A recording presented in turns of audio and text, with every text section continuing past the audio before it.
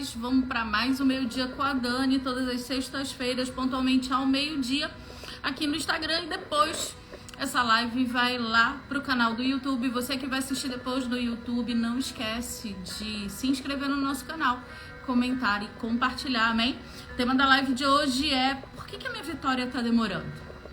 Levanta a mão aqui quem já pensou, já disse, já falou, já brigou, já gritou, já declarou em algum momento nesse atravessar de deserto de que a tua vitória está demorando. Quem aqui já questionou em suas orações dizendo: Senhor, por que está demorando tanto o romper da minha vitória? Por que está tão difícil? Por que parece que o tempo não trabalha ao meu favor? Muito pelo contrário, parece que trabalha contra mim. Quem em algum momento pensou ou externou: tá demorando para minha vitória chegar. Isso é tão comum que possivelmente não só eu, como cada um de vocês um dia pelo menos pensou. Alguns pensaram, outros falaram e pensaram, outros falaram, pensaram e brigaram, outros falaram, pensaram, brigaram e disseram que iam desistir porque a vitória havia demorado. E hoje eu me fiz essa pergunta: por que nos meus desertos há momentos em que eu penso e questiono? Por que está demorando tanto? O que eu estou fazendo ou deixando de fazer para que pareça que o tempo é meu adversário e não alguém que colabora comigo? Por que parece que quem vive no pecado estava pensando... Alguém que vive no pecado parece estar vivendo o melhor dessa terra, enquanto eu, que tenho buscado a tua face, parece que só é prova, é só deserto e dor. A palavra-chave da live de hoje, ela se encontra em Deuteronômio, capítulo 8, aonde o Senhor vai fazendo algumas considerações com o povo. Bora entender o contexto dessa palavra. É um momento em que o Senhor está falando, dando algumas advertências ao povo. O título desse texto de Deuteronômio 8 vem com o título de misericórdia. E aí o Senhor faz uma pergunta.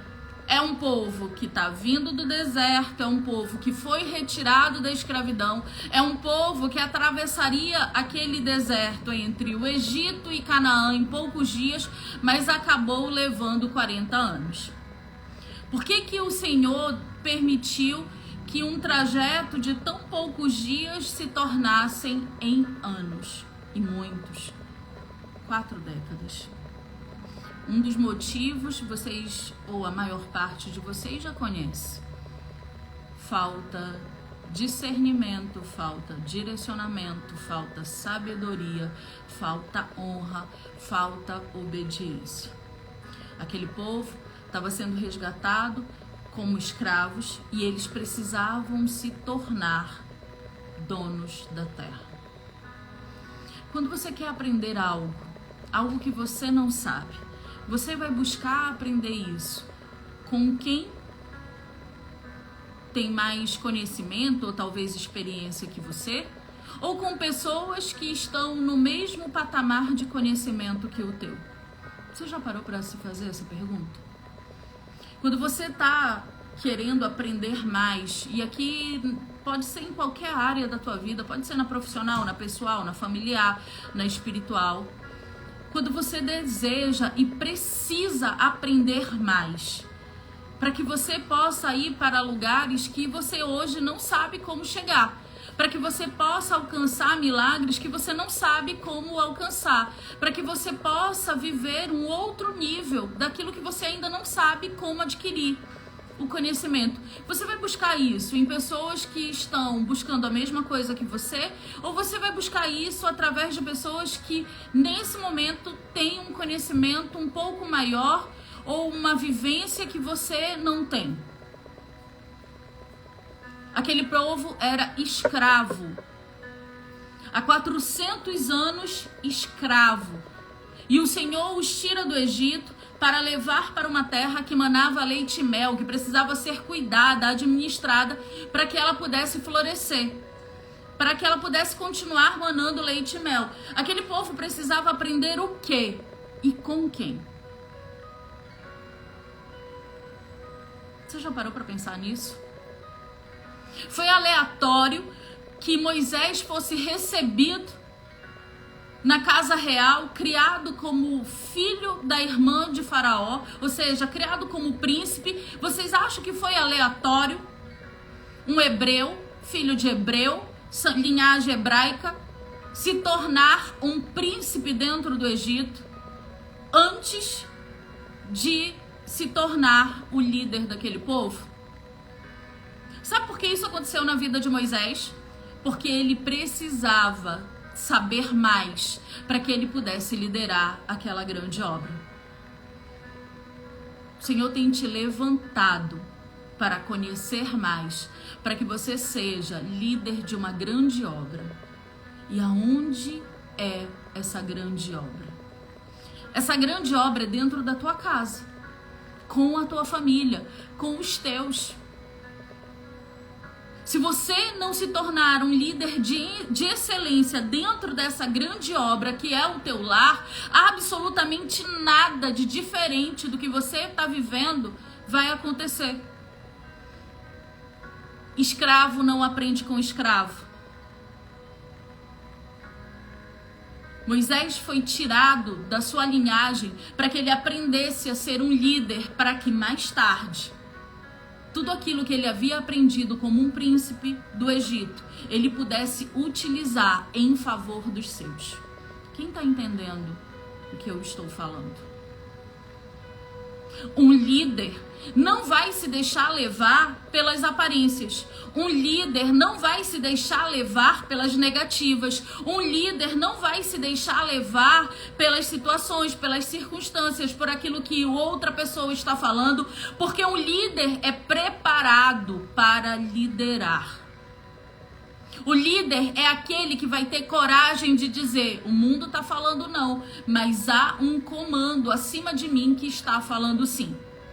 Quem tem mentalidade de escravo e não busca transformar essa mentalidade em líder, vai ficar marcando passo. Aquilo que eu não sei, eu preciso aprender com quem sabe. Bora lá, eu vou falar sobre mim aqui um pouco.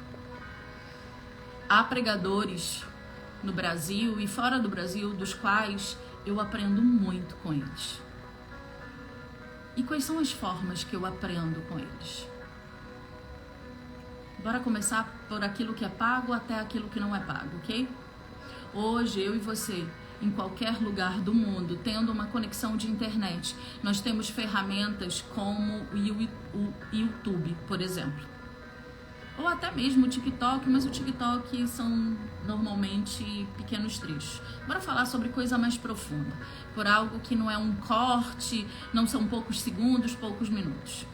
Hoje eu posso abrir na minha TV, no meu celular, no meu tablet, no meu computador, um canal do YouTube e acessar pregação de pessoas que possuem hoje um conhecimento maior do que o meu. Sim ou não? Você também pode fazer a mesma coisa, sim ou não? Enquanto eu tomo um golinho d'água. A resposta é sim. Hoje, pregadores como, por exemplo, o Luciano Subirá, de quem eu admiro muito o ministério, ou a Thalita Pereira, de quem eu admiro muito o ministério, ou o Hernandes Dias Lopes, que eu admiro muito, não só o ministério, como o conhecimento teológico, sim ou não? Posso. E de maneira gratuita para mim. Não foi gratuito para eles, não. Mas para mim, que vou consumir aquele conteúdo, gratuito. Se eu não quiser ver comercial, é que eu vou pagar pro YouTube uma taxazinha. Mas se não, assisto um comercial no meio da pregação e continuo assistindo de graça. Sim ou não? Sim. Hoje eu tenho o advento das redes sociais que eu posso assistir e consumir conteúdos deles, sim ou não? Sim. Mas se eu quiser aprender mais, se eu quiser me sentar à mesa, se eu quiser estar perto, eu vou honrar a vida deles. Recentemente eu estive numa palestra da Thalita Pereira aqui em Fortaleza. E quão é diferente estar perto. Não era uma pregação, era uma palestra, ok? Pregação é uma coisa, palestra é outra. Ministração é uma coisa, mentoria é outra. Como é diferente. E por que eu honrei a vida dela participando daquilo? Porque eu quero aprender mais. Moisés foi levado para aprender mais. E uma vez levantado, ele pôde se tornar líder de excelência dentro do propósito que Deus havia chamado ele, que era liderar o seu povo, a sua linhagem, para sair de escravo e se tornar donos. Eles não mais iriam comer dos restos, eles não mais apanhariam para serem forçados a trabalhar, eles não mais viveriam daquilo que sobrava. Eles teriam que tirar 400 anos de uma cultura escrava para se transformar agora numa cultura de dono, aonde eu vou me preocupar em plantar, em colher, em comercializar, em guardar, em administrar, em gerir, em prosperar, em multiplicar aquilo que Deus me deu. Nós fomos levados ao deserto porque desperdiçamos aquilo que Deus havia nos entregue. Recentemente eu disse assim, eu precisei perder a minha família, a minha casa, o meu marido, a nossa convivência familiar, para entender que alguns processos diários dentro do nosso lar eram essenciais. E que processos diários eram esses? Um exemplo? Tempo à mesa. Sentar com os meus, sentar com a minha família, sentar eu e o Daniel e os nossos filhos, conversar, trazer para perto, entender o que cada um pensa, acompanhar, liderar, servir, honrar, disciplinar quando preciso, orientar quando preciso. Mas eu precisei perder tudo isso para reconhecer a importância disso tudo. Eu precisei perder o meu lar para reconhecer o quanto que coisas que parecem tão banais e diárias são fundamentais para uma família alicerçada em Cristo. E isso significa o que com o tema dessa live? Se você não aprender isso primeiro, se primeiro você não mudar a mentalidade de escravo para a mentalidade de filho, de dono, você não está pronto para o milagre. Se você não se capacitar, se você não buscar aprender, se você não buscar transformar, se você não buscar nascer de novo todos os dias, você não está pronto para viver o milagre. Muitas das vezes nesse processo, para que o tempo seja meu aliado e não meu algoz, eu vou ter que olhar primeiro para a dor do outro e aí Deus se lembrará da minha. Bora um exemplo bem claro? As pessoas acham que ajudar outras pessoas só deve acontecer quando a minha vida tá ganha. Se a minha vida não tá ganha, eu não vou ajudar ninguém. E não adianta dizer que você pensou alguma vez diferente disso, porque não é verdade. Eu e você, em algum momento das nossas vidas, pensamos, não tô nem ajudando nem a mim, vou ajudar o outro. Sim ou não? Não tô podendo nem comigo, como é que eu vou poder com o outro? Não tô podendo nem me salvar, como é que eu vou salvar o outro? Tá faltando pra mim, como é que eu vou dividir com o outro? Mas no reino, naquilo que pertence a Deus, há uma sistemática. Eu dou primeiro, eu recebo depois. Só que a gente vive numa geração de que eu quero só receber. Receber. Receber. Receber. Mas eu não quero dar nada. Eu quero receber, ser bem cuidada, mas eu não quero cuidar. Eu quero receber o amor, mas eu não quero amar. Eu quero receber a benevolência, mas eu não sou benevolente. Eu quero receber a paz, mas eu só entrego guerra. Eu quero receber sabedoria, mas eu só planto a ausência dela. A Bíblia vai dizer que um abismo puxa outro abismo. E aí eu pergunto, com quem você anda? Quem anda te circundando? Com quem você divide a tua vida? As tuas dificuldades, as tuas expectativas, os teus sonhos, aquilo que você pensa. Você quer saber se alguém está caminhando de fato no mesmo propósito que você? Muitos de nós caem na esparrela de achar, não, tá orando pelo marido, tá no mesmo propósito que eu. Mas se diz cristã, então tá no mesmo propósito que eu. Mas serve na igreja e ajuda no Kids, e ajuda no juvenil, e ajuda no louvor, e recolhe as ofertas, e anda um lado pro outro do templo. Não, essa pessoa é de Deus. Você quer saber se alguém é de Deus? Olha os frutos dela. E frutos não é só sobre os milagres que o Senhor tem entregue a ela. Mas o que ela fala? Como é que o coração dela se expressa através da sua boca? A graça.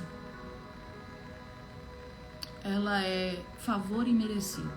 É isso que a Bíblia descreve. Graça, favor imerecido. Se a graça é um favor imerecido, alguém que não ora por quem lhe aborrece, está professando a fé ou negando a fé? Essa eu quero ouvir a resposta de vocês. Alguém que não pede misericórdia, graça, perdão a quem lhe fere, não entendeu nada. Alguém que diz, eu quero é que justiça e fogo desça no céu, porque se me feriu, eu tenho que sentir a dor dessa outra pessoa. É amante do meu marido? Então tenha que se lascar. Eu vou orar para a amante do meu marido se converter? Eu vou orar para o amante da minha esposa ser resgatado por Deus? Eu é que não. Misericórdia tenha dos meus filhos. Para eles, fogo do inferno. Sim ou não? Entenda o que eu vou falar. Em nome de Jesus. Eu não compactuo com o pecado. Eu não normalizo e nem normatizo o pecado. Eu não estou dizendo que é certo. Eu não estou falando que apoio. Eu não estou dizendo que eles não vão receber a lei da semeadura. Mas Jesus disse para mim e para você que galardão tem aquele que ora por quem lhe persegue. Porque orar por quem não me persegue e por quem eu amo não tem galardão. Aí eu te pergunto, quem tem andado contigo pensa dessa forma? Essa pessoa, ela tem como te ajudar no teu crescimento? Essa pessoa tem como transformar você, a tua mentalidade, te ajudar para sair do lugar de escravo para o de filho, para o de dono? Porque filhos são herdeiros. Tornam-se donos. Sabe por que o tempo está passando? Porque você está se distraindo com gente que aparentemente parece ser de Deus, mas está longe de ser.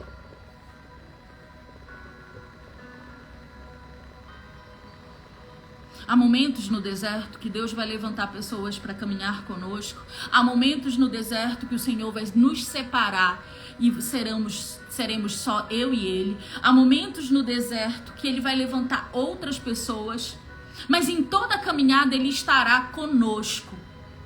Mas se eu não preservar princípios e valores da palavra e começar a caminhar com pessoas que falam uma coisa, mas vivem outra, eu só retardo o meu tempo. A graça é favor imerecido, mas a salvação foi paga por alto preço. Nada é de graça. Pode ser de graça para você, mas alguém está pagando um preço. E sabe o que a Bíblia diz? E isso é constatado nos dias de hoje. Quem menos tem é quem mais dá. Quem está sofrendo mais é quem mais tem estendido a mão para outras pessoas. Para quem está vivendo a provisão diária, essa é a pessoa que é mais generosa.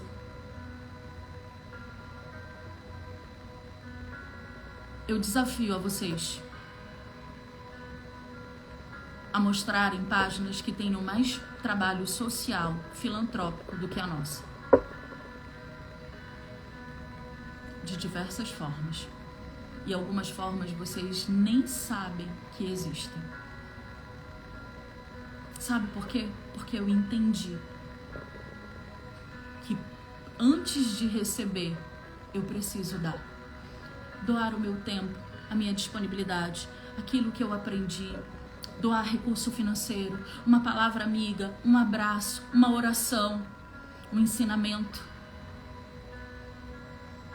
E você não está querendo doar nada, nem a tua paciência com o teu cônjuge, nem a tua oração para com ele. Aí entra naquela roda viva, não, porque se Deus quiser fazer, ele vai fazer. De mim não precisa mais nada.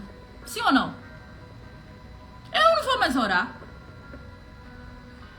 Chega ao absurdo de eu ouvir e ler relatos do tipo assim, eu não oro mais por ela. Se Deus tiver que fazer, ele vai fazer. Aí eu pergunto pra você, teu cônjuge é uma pessoa separada de você? É isso que a Bíblia diz? Ele é alguém que é separado de você? Ou a Bíblia diz que você e ele são um só? Se você e ele são um só, da mesma forma que eu sou uma só com o meu marido, e o meu marido é comigo, se eu parar de interceder pela vida dele, se eu parar de orar pela vida dele, isso me atinge ou não tem nada a ver comigo? Sim ou não? Se hoje eu entrar nessa roda viva aí, eu é que não oro por ele, eu só me diz desaforo, tá me traindo, esfrega na minha cara a felicidade das redes sociais, não me ajuda com o nosso filho, nega atenção emocional, nega recurso financeiro, a pessoa é o Satanás montado de asa no cavalo do cão. Eu é que não vou orar por ela. Isso tem a ver apenas com você, apenas com ele ou com vocês dois? Você deixar de orar por quem está te perseguindo agora tem a ver com você ou com vocês dois? A mulher que está dormindo na cama, que não é o leito do teu marido, ser resgatada do inferno, tem a ver com você ou nada a ver com você? Se essa mulher conhecer a Jesus, você acha que ela vai... Eu não tô falando de gente que tá na igreja com o marido dos outros, tá? Não envolve a história, não. Tô falando de gente errada. Tô falando de gente que conhece a Cristo, nasce de novo, tem novo nascimento, se arrepende dos seus erros e conserta seus erros. Uma mulher que é resgatada do adultério, isso tem ou não a ver com você? E essa mulher é amante do teu marido? Ou esse homem é amante da tua esposa? Isso tem a ver com você? Sim ou não? E quando Jesus olhar para você e dizer assim, mas eu te pedi para orar pela vida dele ou dela e você se negou, e agora a alma dela ou dele está no inferno, o que você vai responder para Jesus? Ou você acha que você é uma boa cristã porque misericórdia e graça tem que ter teu filho. Como se a graça fosse favor merecido apenas para você e para tua descendência.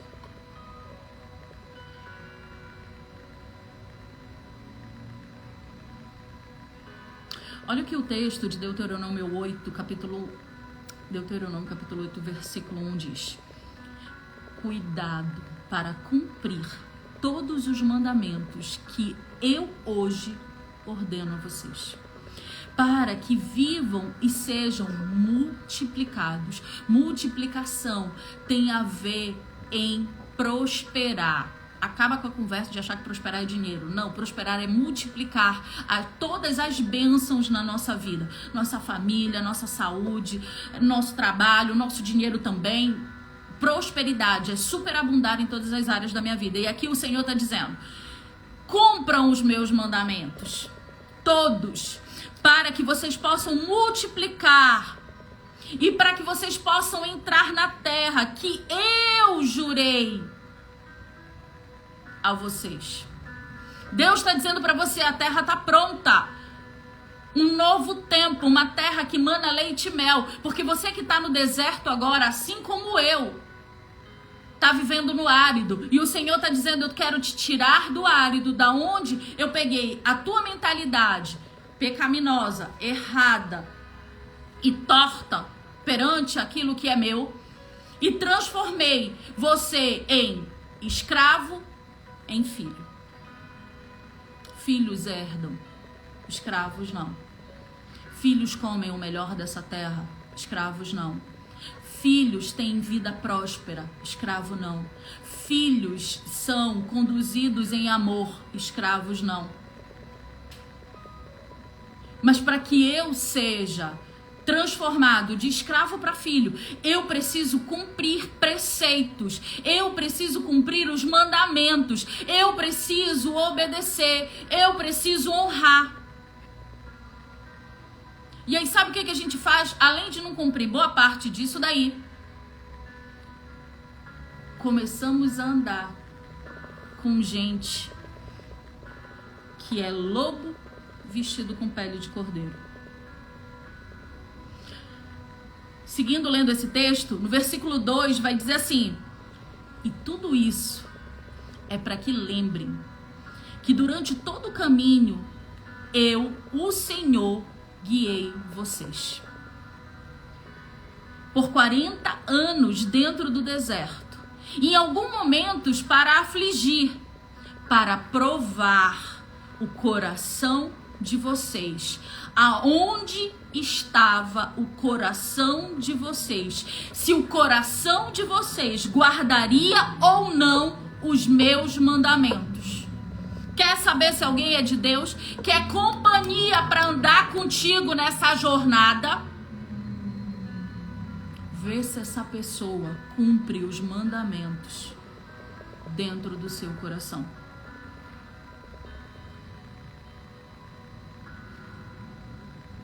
Eu confesso para vocês que quando eu li essa palavra e ouvi uma pregação,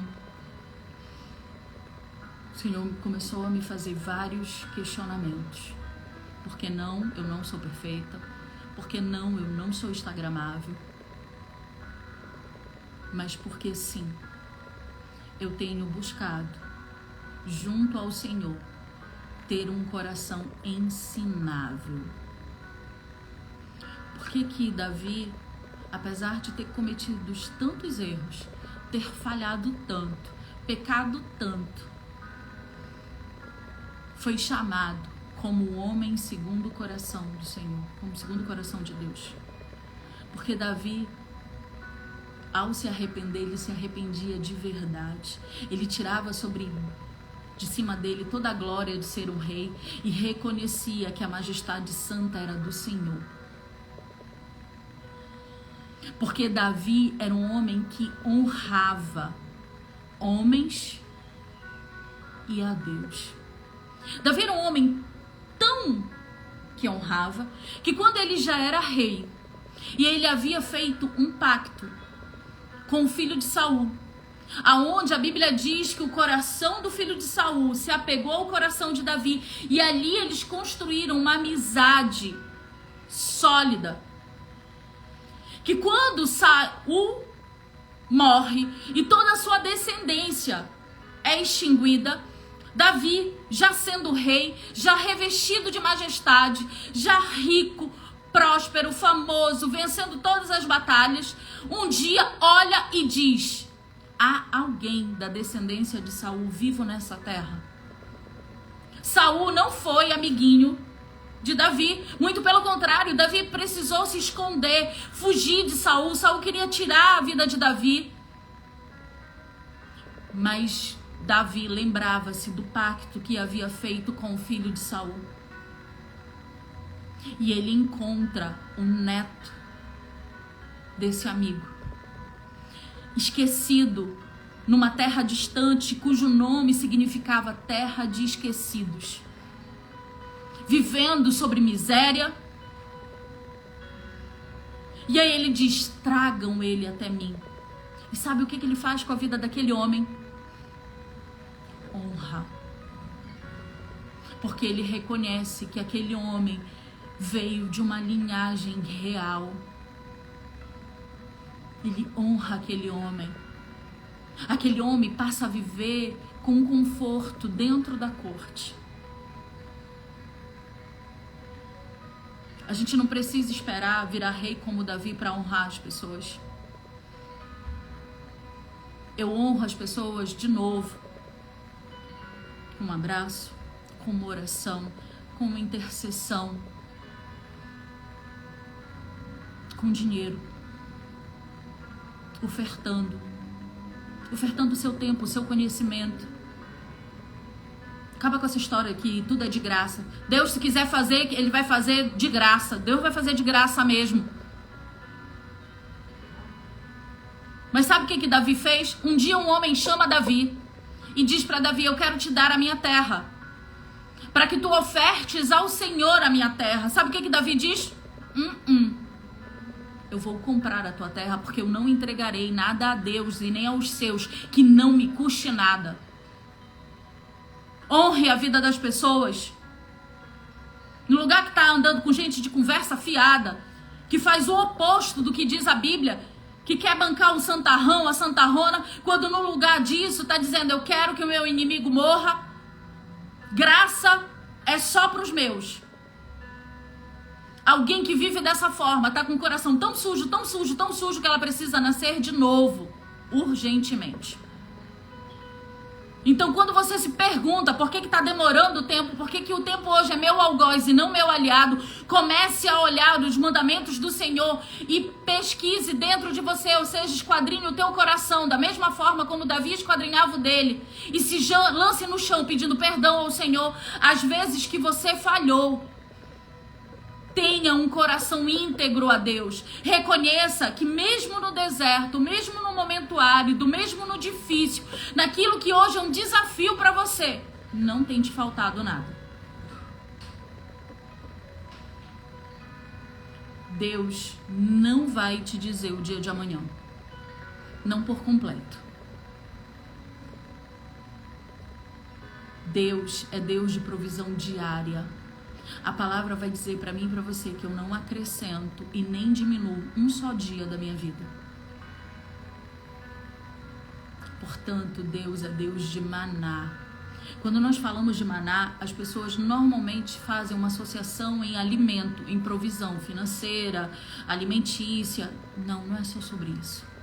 O maná significa a graça do Senhor todos os dias sendo colocada nas nossas vidas. É no maná que todos os dias eu vou encontrar forças para conseguir persistir. É no maná que todos os dias eu vou lembrar que a minha vida é entregue a Deus diariamente. É um maná que vai me lembrar que todos os dias eu preciso ter relação com o meu Senhor. É um maná que todos os dias, ao cair dos céus para mim, é que eu vou me lembrar que a minha alegria não vem de pessoas, não vem de situações, não vem de circunstâncias, mas vem do Senhor. E quando eu ando na contramão disso, a única coisa que eu vou enxergar é o impossível. Acaba com essa história de eu não tenho, eu não posso, eu não consigo. Acaba com essa história de que, não, se Deus quiser, Ele faz. Acaba com isso. Acaba com essa história de eu não oro pelos meus inimigos. E principalmente, se você deseja ser um líder de excelência dentro da tua casa, vá buscar conhecimento em pessoas que possuem frutos em serem líderes de excelência dentro dos seus lares. Uma árvore que não produz frutos é arrancada.